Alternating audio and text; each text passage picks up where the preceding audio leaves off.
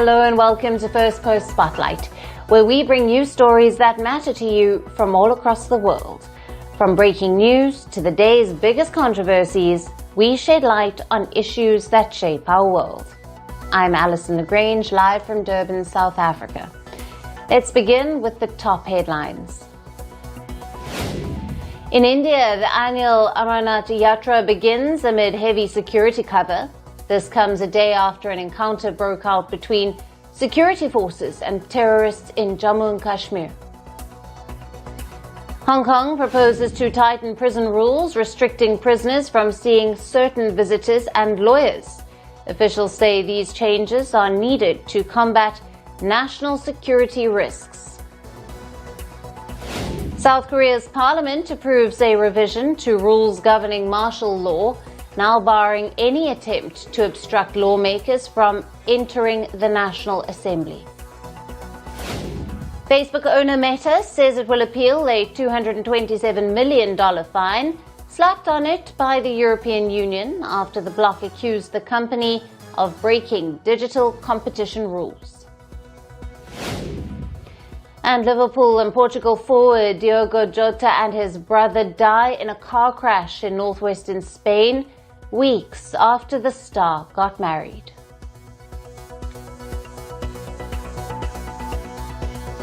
Hello and welcome. Let's begin with a tragic incident that has unfolded near Indonesia's tourist hotspot, Bali.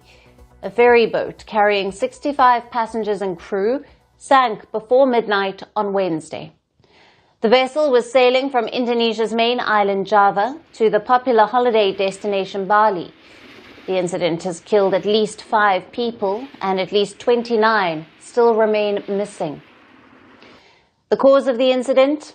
Bad weather, as per the statement released by the Cabinet Secretary. The statement also said that President Prabowo Subianto, who was on a trip to Saudi Arabia, has ordered an immediate emergency response. As per the authorities, 31 survivors have been rescued from the water so far. Authorities said that adverse weather conditions affected the rescue operations initially, but now it has improved.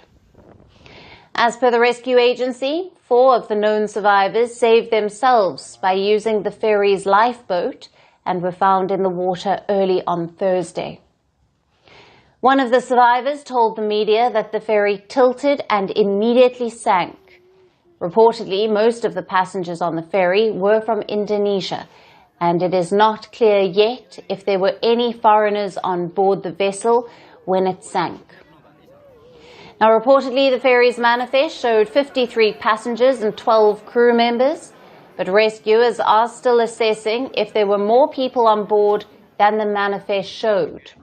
It is common in Indonesia for the actual number of passengers on a boat to differ from the manifest. As per the rescue agency, along with the passengers, the ferry was also transporting 22 vehicles, including 14 trucks. The ferry crossing from Ketapang Port in Java's Banyuwangi Regency to Bali's Gilimanuk Port, one of its busiest in Indonesia, is around 5 kilometers.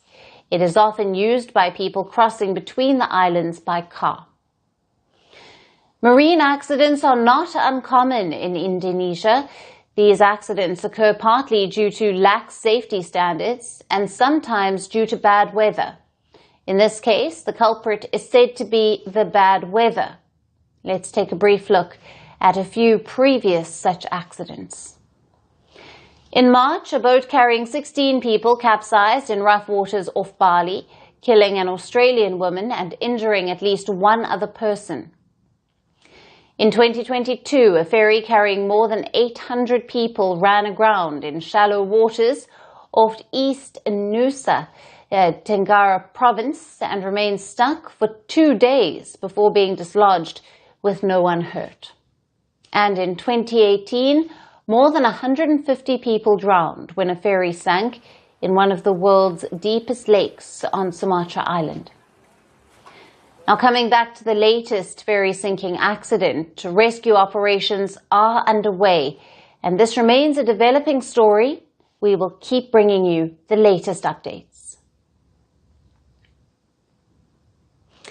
A comic book has Japan on the edge.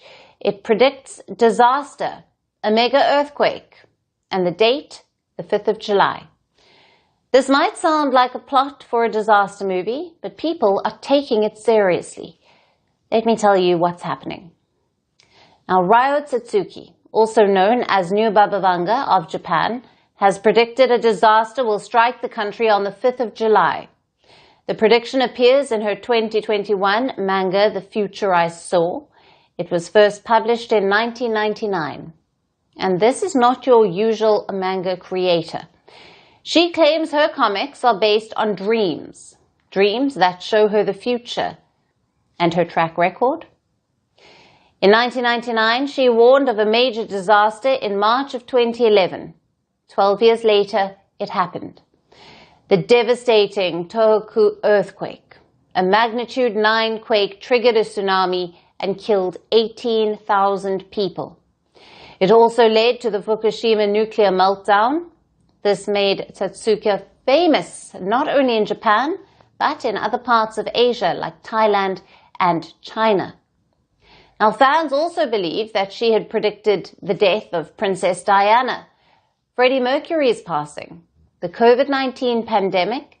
She even says that a deadlier form of COVID will hit the world in 2030. And now her latest prophecy is making headlines. Tatsuki says a big disaster will hit Japan on the 5th of July. She claims a crack will open beneath the sea between Japan and the Philippines. A tsunami will follow, waves 3 times bigger than those in 2011. The prediction has spread like wildfire. It has gone viral on social media, amplifying the panic. The fear of being in Japan on the date has led to many cancelling their trips. Now, according to Bloomberg intelligence data, flight and hotel bookings from Hong Kong for early July have fallen by nearly 50%. Travel bookings from China, Thailand and Vietnam have dropped by around 83%.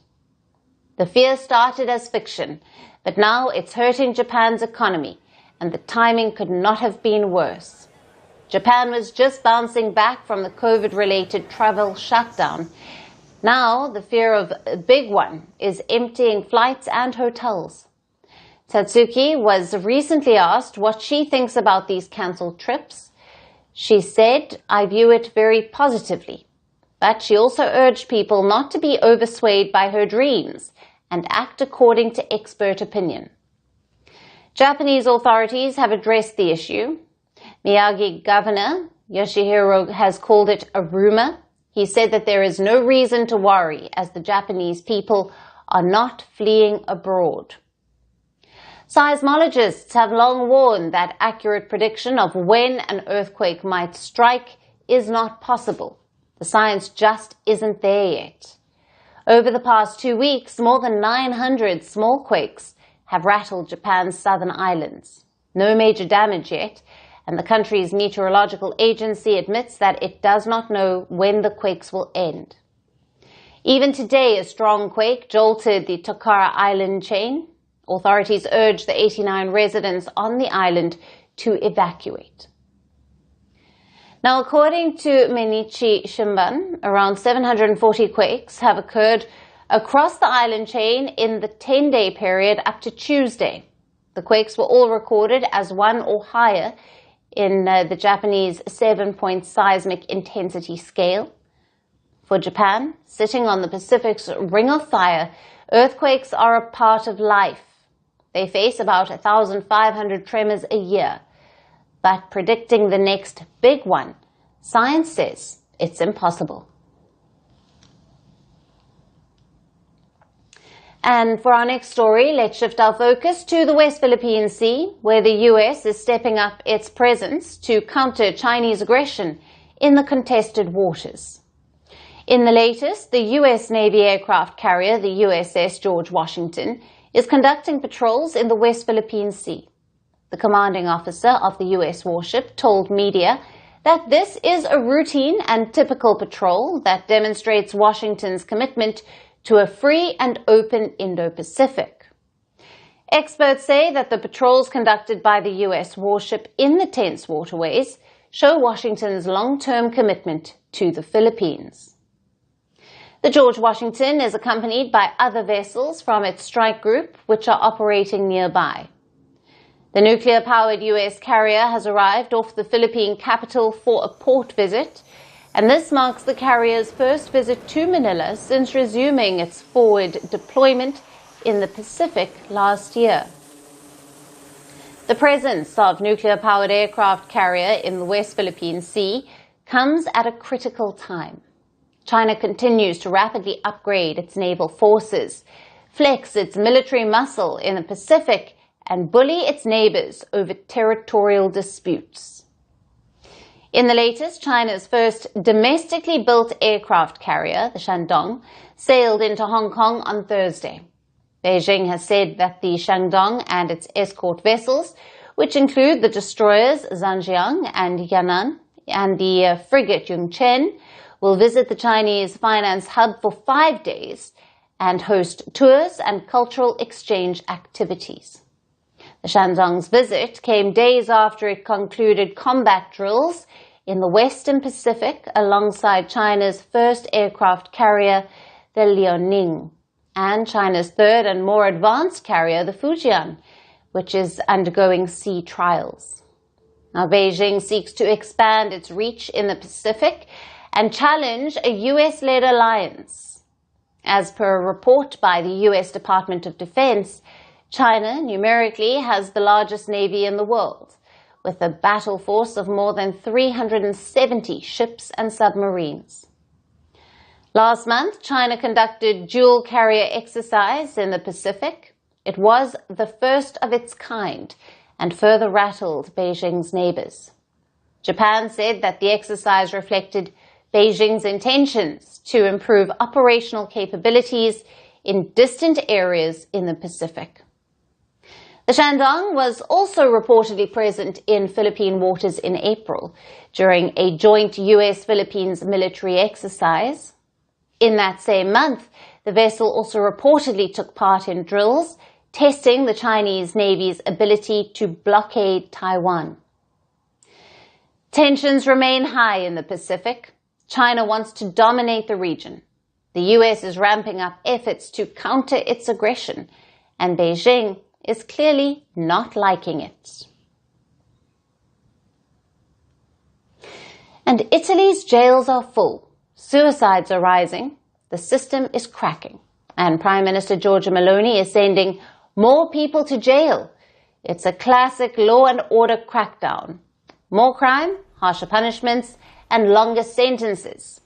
In June, Italy's right-wing government passed a sweeping security law. It lengthens prison term, bringing in longer sentences for inmates who riot or disobey orders in prisons.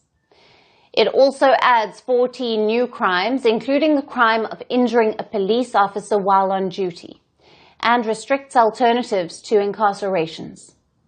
The new law also targets protests, roadblocks, occupations, and even prison riots, now considered a separate criminal offense.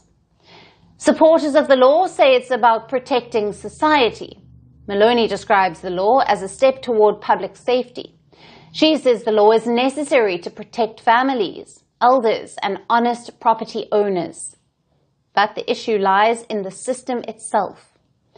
Italy's prisons are already bursting at the seams. A report by Antigone has stated that prisons in the country held 62,000 people as of April 2025. The maximum capacity is 51,000. It also stated that real overcrowding rate in Italy prisons stands at 133%. Around 16,000 people don't have a regulatory place. Prison population has grown by over 5,000 units in the past 2 years. The consequences? Tragic. In the first half of this year alone, 33 prisoners have taken their own lives. In 2024, some 91 suicides were recorded among prisoners, which is a record high. Overcrowding in Italy's prisons are among the highest in the European Union. Chronic staff shortages, inadequate infrastructure, and underfunded services show that the system is cracking. Experts are calling it a social emergency. Italy's president agrees. Now, President Sergio Mattarella recently urged the government to respond to the dramatic number of suicides behind bars. The pressure is also boiling over to the point of unrest. On the 4th of June, around 200 inmates in Genoa's Marassi prison staged a riot. This was in response to the alleged sexual assault of another inmate. 2 officers were injured and riot police were deployed. And on the same day, the final version of Meloni's security decree was approved. Italy has been under the scanner before for its prison laws. In 2013, the European Court of Human Rights slammed Italy's prison conditions. Cells so small they were called inhuman. 7 inmates held in a cell with spaces less than 3 square meters per person. The ruling forced Italy to improve prison conditions, after which prison population dropped. Italy introduced open cell regime, allowing inmates to have more freedom. Alternatives to incarceration were encouraged. But now Meloni has ruled out amnesties, pardons and sentence reductions, moves that have been used by the former Prime Minister and Forza Italia leader Silvio Berlusconi. Instead, she promised more guards, new jails and an extraordinary commissioner to oversee prison construction. But that takes time. In the meantime, Italy's prisons are overflowing and desperations inside the walls keep growing. The cracks are already showing, but when the system itself is breaking, the question is, how long until the walls collapse? And that's all we have on the show for today. We will see you again tomorrow at the same time. Thank you for watching. Stay tuned to Firstpost. From breaking news to the day's biggest controversies, shedding light on the world's top headlines, detailed analysis on the stories that matter the most to you. Catch it all on Spotlight at 6 p.m. India time and 12:30 GMT, only on Firstpost.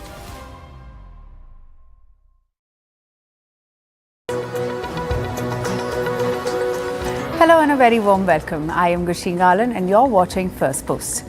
In the next few minutes, I get you the top 40 updates from around the world, only here on Fast and Factual. Let's get started. We begin with Indonesia. A ferry carrying 65 people from Java to Bali sank in the Bali Strait. 4 people died and dozens remain missing, while 23 were rescued. Authorities said the vessel sank about 25 minutes after departure amid bad weather. Rescue boats battled high waves through the night to locate survivors. At least 30 are still missing. An encounter broke out between terrorists and security forces in the Chatru area of Jammu and Kashmir's Kishitwar district. The gun battle ensued after security forces launched a search operation based on the intelligence input over the presence of terrorists in the area. According to reports, at least 3 terrorists believed to be linked with Pakistan-based Jaish-e-Mohammed are trapped in the cordoned area. Security has been beefed up in Jammu and Kashmir as the annual Amarnath Yatra is underway. Indian Prime Minister Narendra Modi met Ghanaian President John Mahama during his 5-nation tour. He was conferred with the Officer of the Order of the Star of Ghana during his visit. Prime Minister Modi met the Indian diaspora in a crew India and Ghana signed for agreement.